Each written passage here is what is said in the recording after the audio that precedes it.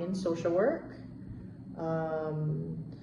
The most positive traits of a good advisor is somebody who's available, somebody who has an open door policy. Like, yes, we all have office hours and we have structured time, but if students need you, you should also be available, especially when they come to your front door, if you're not like super busy, right? But usually advisement sometimes can only take a few minutes, or students just have a quick question. So somebody who's of course nice and kind and open, but mostly like available. And when I say available, it doesn't even have to be face-to-face, right? Like I had offered you a Zoom or like even a call, right? So I don't, if people need something, I don't necessarily have to see them face-to-face. Usually it's something quick, so I can talk to them, or like, hey, do you want to do Zoom if you want to see each other? So it's just taking the time to first ask the student what they need, right? So availability. How does my work impact the field that I'm in? Well, so by profession, I'm a social worker by profession. I started off I actually did my bachelor's in social work here at the University of Guam. I was a first generation student, so I have a dual bachelor's in psychology and social work. And then with good advisement, my professor, my colleague now, Dr. Gerhard Schwab, was actually my professor in undergrad. And so he, you know, along with my field instructor, gave me great advisement and encouraged me to get my master's in social work. Because I was a first generation college student, honestly, it was good enough to get just a bachelor's, like at the time, right? And anyways, to get a master's in social work, I would have to go off island. And so it was all this, like, how would we pay for me to go off island? And, you know, the idea of going off island really was kind of scary, to live away from my family. I had never done that, right? So for us here, social work is considered a professional degree. So when you graduate with a 4-year degree in social work, you're ready for the field, right? With your entry-level BSW, we're an accredited program. We just got word last week that we got reaccredited for the max years, which is 8 years, which is fantastic, right? So I feel very much that being a social worker is very much in line with my values. And also very much in line with the work I do with people, right? So as a social worker, if you don't know, your job is to help people, right? You have to build rapport. You have to have people trust you. You got to be kind. And this is all kinds of people. So if someone's homeless, right? Someone's using drugs. So it's not just people that you choose, right? It's anybody that, even if they're stinky, right? Even if, like, it's a funny example, but I used to work, my first job was working with GDOE, and that's after my, you know, I did bachelor's and master's. I didn't have any work experience. It was the best option for me at the time. So I got my master's, came back. I always knew that Guam is my home, so I always knew that I would come back and return back to my community. So I worked for GDOE, the Guam Department of Education, as a psychiatric social worker. So I worked with kids that had an emotional disability, and so I did that for almost 3 years. And then I had an opportunity to teach adjunct and teach school social work. And then I kind of liked it, and then I ended up being on a contract at EOG for 5 years to teach. However, I only had a master's, and to be a tenured professor, you have to have a PhD. And do you remember when I said, like, already a BSW was good enough, a bachelor's degree, and then to have the master's was like, oh wow, Viva, right? That was like such a great accomplishment. So to get a PhD, honestly, like I would have never thought like that I would get a PhD, because to be a master's social worker, master's level social worker, and to have a license, right? So I have a licensed clinical social work license, which is the highest social work license that you can have. So I'm a clinical social worker. So I also do part-time therapy, right? I have a tiny office and I see a few clients every week. And so that was my goal, right? Like I would teach, well, I would work in Gov Guam, and then I would have my private practice. That's what my friends, my mentors were doing, right? So the idea of teaching and to get a PhD, at the time I was like, no, I don't know if I want to do this, right? Like part of me was like, by this time I was married and I had children, so I was like, how am I going to do my PhD with all these kids, right? Like it was such a struggle, but I knew that if I wanted to stay in the job, I would have to get a PhD, right? And so my husband and I talked, Timing wise, he was about to be deployed. So economically, the military paid for like our expenses, right? So I didn't really have to work. We had two small boys at the time. So I didn't really have to work, you know, because the military paid for like our mortgage, which was our biggest expense. So he says, you know, Trish, I know you've been thinking about it. If you want to do it, this would be the time. And I said, yeah, but he's gone for a year and a half. I said, I cannot finish a PhD in a year and a half, right? It will take 4 to 5 years for me to finish. And he knows how I am. I'm very, like, once I start something, I'm very determined. I need to finish, right? I said, I cannot just start. And then when you come back, you think we're gonna, you know, like, it's gonna still be demanding. Like, I need your support. Like, we need to decide if we're gonna do this together, really, right? And he says, okay, do it. And I said, okay, you know, 100% on board, right? So it was very challenging. So I did kind of private practice in the meantime to generate some income and then still maintain my licensure and my clinical skills. Did the PhD, but maybe like 2 years before I was done with the PhD, I had to work. I had to have a full-time job, right? Because then by this time we had child number 3 and then child number 4 was on the way. And so I got a job at the Department of Veterans Affairs, right? So it was a federal job, the community-based outpatient clinic, which is now right outside Naval Hospital. I really loved that job, right? I loved it for many reasons. I was hired to be like a team leader and a social worker, but we had like a regular social worker, but we had a mental health, we had a psychiatrist, and so I would help her because I had my license, right? So I would do some therapy with some people, and then we had a lot of veterans that were in the hospital, and so I would do discharge planning. That was probably my most favorite because I never went to school to do like medical social work, right? And that's the beauty of social work, honestly, is it's so versatile. Like you learn these set of skills, right?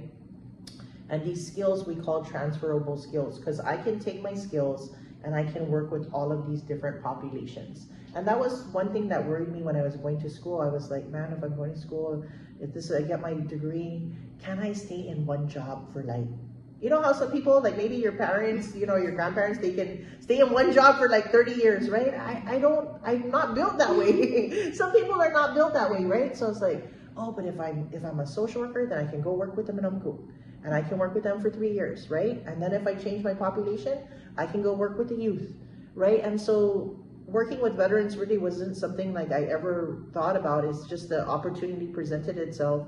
And then the medical social work, like the reason why I love medical social work is because it was different. Every day was different, right? Like I learned so much about like health and health problems, and I learned about medication and all of these problems that plagued, you know, our people, mostly Chamorro, but there were other ethnicities. And at Naval Hospital, you worked I was part of the VA, but to discharge somebody, there had to be an interdisciplinary team, right? You need the doctor, you need the nurse, you need like their insurance person. And so just collaborating in the team, and it's like, what the person's going to be discharged to home.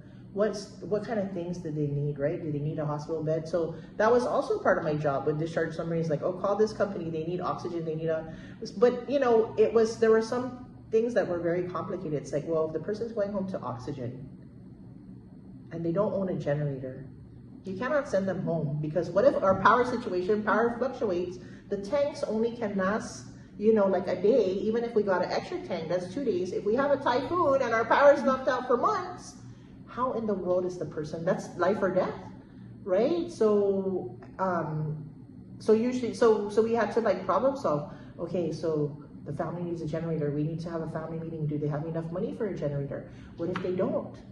And do they have, like, before the oxygen company is going to go install this, you know, oxygen, they need to inspect the generator. And then what if your house doesn't have the kind of power, you know, like, you know how some houses cannot have like the big air cons like that, right? So it's like, it wasn't simple, right? There was a lot of like problem solving. And so that job was like, it was great. Well, then here becomes my dilemma.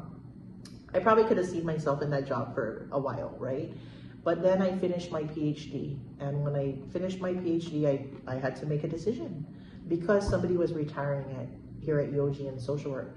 And there was only 4 slots, like 4 slots forever until somebody retires. or dies, which we don't want to happen, right? It's usually retiring. So they call it like 4 lines, right? And you can never add a 5th line because it's always based on your population of how many students you have. So one person was retiring, and I really considered not applying because I really liked my federal job, the population with the veterans, you know, all my learning. And then of course that's a federal job that paid more money than, you know, UOG would. But the bottom line, the reason why I had to remember why I first got my PhD, because my family was growing, and working in an educational system allows me the flexibility to raise my family and to have the times off with my family, right? Like Christmas break, you know, summers, right? That was primarily why I decided to get a PhD, because my husband, he's a counselor at GCC. So he's a 9-month employee also. We're both 9-month employees, right? We have to choose to spread our paychecks out to 12 months, but we're both 9 months employees. So, you know, I was like, wow, when I was starting to date him and he was a counselor at a school, I was like, wow, you're off all of Christmas break? You're off the whole summer and you still get paid? Like, oh my gosh, right? Like, I need that kind of job. But this is why I wish the public school systems have counselors. They have some social workers, but it's not like every school has a social worker. It's like these 3 social workers, you get the southern region, right? So it's not like one. So that's, for me, that's what we need. In Hawaii, they do that. Because you'll see people's problems, kids' problems at school, because they're at school the longest. So this is where you're gonna see, this is why you should provide the counseling at school, because you don't have to worry about transportation. You don't have to worry, and if they're absent, usually they live in the area, you do a home visit, right? You can check them in their house. So, you know, but that's for another day. So I absolutely feel that my work impacts the field, because we produce social workers, right? And these social workers go out into the community and they fill the need. So you had asked me earlier, like, I'm in charge of the internships. So I have 5 students that are placed at Child Protective Service, right? That's where they want to be. It's under public health. And I mean, for me, it's a very hard placement, right? You see the newspaper, you see like how many people are testing positive because of ICE, and, you know, moms are testing positive. That's an automatic, we have to take your baby and put them in a safe space until you decide if you want to get clean and you want your baby back or your family back, right? So CPS's, I just want to reiterate, CPS's job is to reunite families, right? That is, their job is not to take away kids. However, if there's placements that are not safe, if the family's not safe or cannot keep the child safe, then of course they got to take away the kid temporarily until the family, but they put in these supports to help the family do what they need to do. But ultimately, it's going to be the family's decision to if they want to do all this work, right? And then if not, then the kids are placed up for foster placement or permanently adopted, right? And that happens often. It really does happen often. So I absolutely feel that our work here, we prepare social workers. I think we prepare them well, right? Just like I said, we just got our 8-year accreditation. And then our students, we have a MOU between us and the University of Hawaii. So if you finish your bachelor's and you want to go straight into your master's, we have a partnership with them where you can do that in 1 year, because we're accredited. You can go into any accredited program, but people choose Hawaii because if you're going to choose to live in our region, then you want to study people in our region, right? So more of a Pacific kind of influence. So you can stay on Guam. You do synchronous school, right? So you're online with their teacher, and then at like 2 o'clock, and then you get to do your internship here, right? So you get to like work in our community. Your degree actually will come out of the University of Hawaii.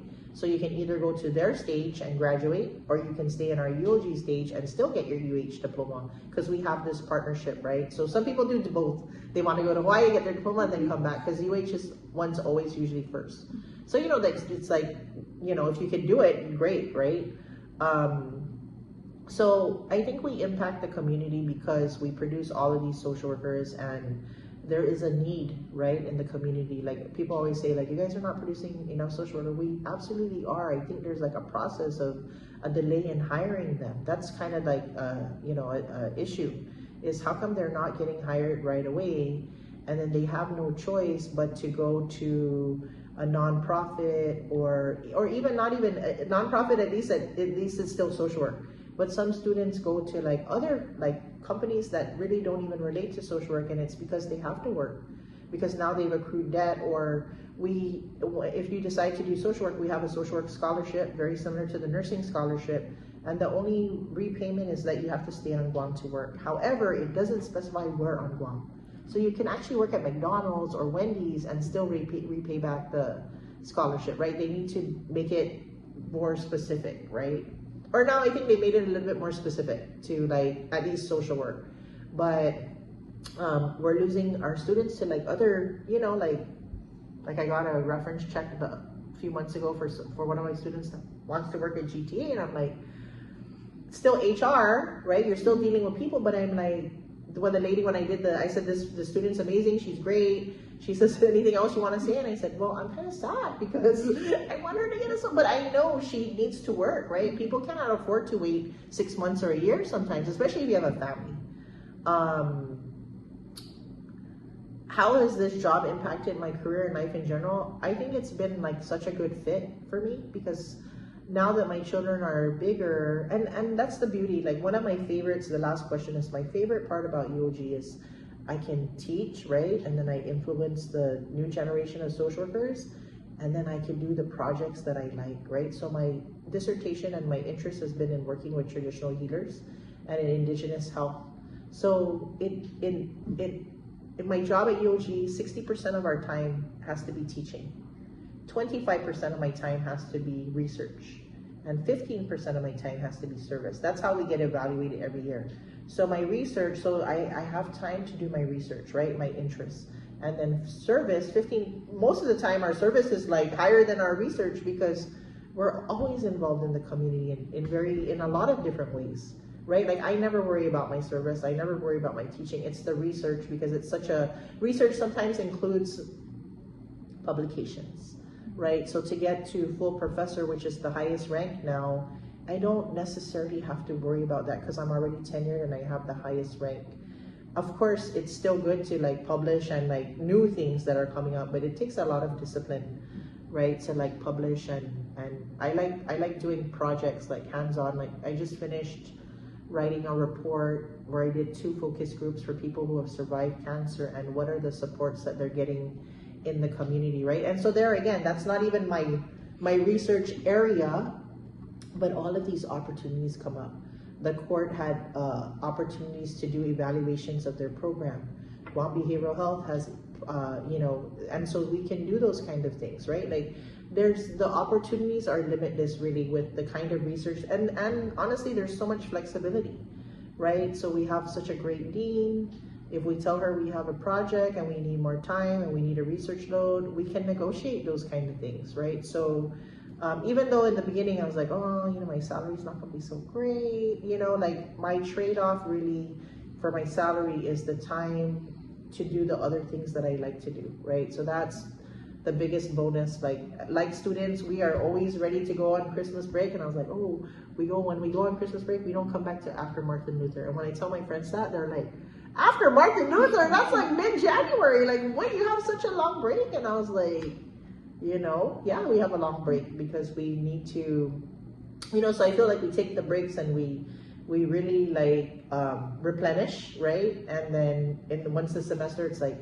busy, nonstop busy. But we have the breaks. We have fall and spring break, so I really can't complain. Like I am so glad that I did the PhD, even though there was between the master's and the PhD, there was a 10-year gap, right? Because I had to really think hard about it, and it took me longer. I really wanted to finish in 4 years, but then I had 2 kids in between, so it took me like probably close to 5, and of course the money, but nothing really compared to what people are paying now, right? I was like, oh my gosh, my PhD cost this much money, and I was like, wow, 1 year at I just did a price. See, that's the beauty. Like last 3 weeks ago, I think I went to Brown, to Rhode Island, because my friend who works there wrote a grant on indigenous health, and he's like, hey, do you think you could come out and do a talk, be part of a panel? And I said, are you paying for it? Because if you're paying for it, I'm gonna go wherever. And he's like, yeah, of course, Trish, we're gonna pay for it. I was like, not just my ticket, right? He's like, we're gonna pay for your hotel. He's like, you'll get an honorarium, and then he's offset a lot of our meals, right? Like we had like these meetings where they paid for the meals, and I've never been to the East I mean, I've been to Washington, D.C., but that was quick. So I never spent like any time in like the East Coast, right? So I had a week there. I got to experience fall. I went to a pumpkin patch, right? Like I had all these things that I wanted to try, right? I had apple cider donuts, like, so that's kind of like the beauty. We can put our research, right? And make the best of our time there. And I met great people there. I met a tomorrow girl that's doing rugby there. And then another guy who just finished St. John's, who's doing his first semester, and he came and he's like, oh, I saw University of Guam and I wanted to listen to your talk, right? So we this summer I spent 10 days in Taiwan. You know, I like presented at 2 conferences, and then I made it a little vacation. I brought Tobe with me, he's my son, and there's so much good food, like in Taiwan. So in between conferences, I made a little vacation of it, and I networked and I met with people. So I've been to like different, places doing research. Of course, Trish, we're gonna pay for it. I was like, not just my ticket, right? He's like, we're gonna pay for your hotel. He's like, you'll get an honorarium, and then he's offset a lot of our meals, right? Like we had like these meetings where they paid for the meals, and I've never been to the East. I mean, I've been to Washington, D.C., but that was quick. So I never spent like any time in like the East Coast, right? So I had a week there. I got to experience fall. I went to a pumpkin patch, right? Like I had all these things that I wanted to try, right? I had apple cider donuts, like, so that's kind of like the beauty. We can put our research, right? And make the best of our time there. And I met great people there. I met a tomorrow girl that's doing rugby there. And then another guy who just finished St. John's, who's doing his first semester, and he came and he's like, oh, I saw University of Guam and I wanted to listen to your talk, right? So we this summer I spent 10 days in Taiwan. I like presented at 2 conferences, and then I made it a little vacation. I brought Tobe with me, he's my son, and there's so much good food, like in Taiwan. So in between conferences, I made a little vacation of it, and I networked and I met with people. So I've been to like different, places doing research. And then the social work part, it's always tied to social work, but we have social work conferences at least once a year that we can go and learn new things and, replenish our knowledge. I think I've answered all your questions. Do you have any follow-up questions for me? I just have one question. You talked a lot about your experience and the fields that you were able to work in, but is there, like, do you know what you're teaching? Is there any advice that you say all the time to your students who are in the social work or who are interested in the social work program? I think I will reiterate, like, social work is so versatile, right? Like, there's so many different areas. So just to give you an example, so I have 5 students at Child Protective Service. I have 2 at Guam Memorial Hospital. We have 2 at Department of Youth Affairs. I have 1 at New Beginnings, which is the drug and alcohol program. And then we have 2 at Guam Behavioral Health and Wellness Center, right? So if your desire is to help people, again, helping is, the way we help people, like, I cannot, like, if you're my niece, if you needed to borrow money, I'll, like, hey, Auntie Trish, like, I don't have money for lunch today, can you give me money? Of course, I'll give you money. I cannot give money to my clients. So there's a lot of like rules around helping, right? And one of our other professors always says it's so easy to be a bad social worker, because it is, right? You have to have very good boundaries. You cannot help your relatives. You can't give people money, and we're very big on our social work ethics, right? We preach ethics all the time. Like, here are the rules. You have to be good at following the rules, right? So when you think about helping somebody, it's a little bit different than like helping relatives or helping friends, right? I have one of my cousins, and he's like a brother to me, and he'll call me and he was like, hey, tells me a situation and he needs advice. And I said, do you want advice for me as like your cousin, or do you want advice for me like the professional? And he says, are they different? And I said, they are absolutely different. Because as a professional, there are things that I cannot tell you, right? Like, I have to always keep my boundaries, and that's, I think students have trouble sometimes. They always say, well, Dr. Trish, if it's just like, if I'm gonna buy somebody a drink, 50 cents or $1, I said, that's where you don't focus on the amount. You focus on the principle, because our job is to empower people to help themselves, right? Because our job is not to be with people forever, right? So we cannot enable people. Like, we're doing things for them all the time, because they're not going to learn how to do things on their own. Just like we shouldn't enable our children. We should teach them, and eventually they should be able to do it on their own. That doesn't mean we're going to not come back and help them sometimes, right? But for the most part, they're going to be able to be empowered so they know how to do these things, right? And so, but it's not an easy profession for sure, right? It's not an easy a profession. You see very sad things every day. You know, my students come from internship, and you know, they see very horrible and sad things. So it's definitely not for everybody. You know, it's like if you want to be a doctor or nurse and you don't like blood, you might have to reconsider your profession, right? So, but we can place people at Department of Corrections, even at the other hospital, GRMC. You know, we had somebody at the vet center. So we have somebody at Adult Protective Service. You know, so I have placements like everywhere on island, right? Nonprofit, profit, Catholic Social Service, West Care. But you know, if this is something that you want to do, if your classmates are watching this video, like, they should take Social Work 201, right? Have them take Social Work 201, and then that'll open the gates, or, you know, your ideas or your mind, if this is something that you want to do, right? So definitely, if you're considering a helping profession, and then people say, well, what's the difference between psychology and social work? Well, social work helps everybody.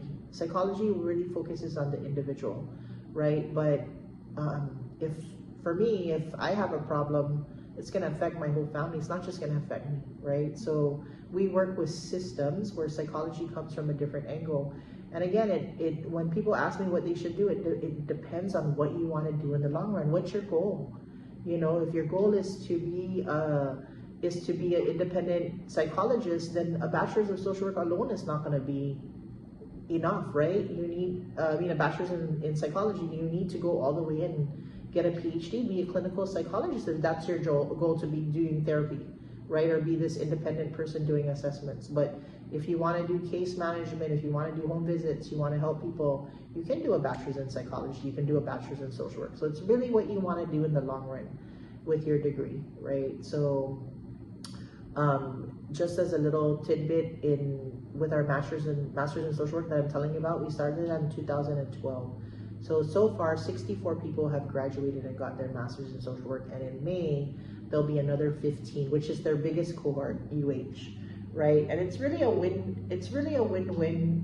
But again, you don't have to do it in a year. There's a year, a 2 year, and a 3 year. So there's different models for that. It's just some of our students want to just do it in a year and then finish and work, because feel like they've been putting their life on like hold. But you know, different strokes for different folks. It depends on you and what you need.